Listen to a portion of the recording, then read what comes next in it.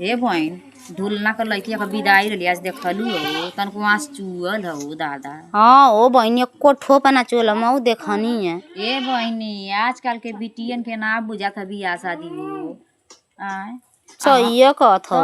हमने का जमाना रहे दादा हमने तो सुन ले जाके बियाह शादी लगल बाद न तो हमन के खाना ना घोटा आ हरदी के दिन से बहनी दांते पर दांत लग जा बेहोश हो जाई जा हो दादा।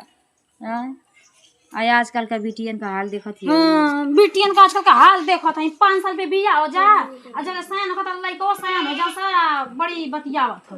अरे ई आइले बतियावे इनन के तो बुझाइबा ना करेला तो ऐसे आइले बुझाई लड़े। काहे के बुझाई तोर बहनिया कह दे त सही बतिया त कहला सब आ काहे के कही ए पुड़वा के छोड़ के ओ पुड़वा के रखत ना सब जाना था तो उनके बड़ी एकदम सुआ बुझात रहे तो तब के जमाना से आज के जमाना के बहुत फर्क है ये बहनी का जानलू। आजकल के बिटिया तो तनको रोवतो ना कि मेकअप खराब अच्छा का बिटिया चला के तो यहाँ काहे के पहले ये बहनी हमन के भैया दादा उठा के कोरा ले जाके डोरी पर बैठा में ये बहनी की अपने से संगड़ ना रहे उठे बैठे के ज्यादा हो बुढ़ी आजकल तो अपने से चल के बैठ जाती सो।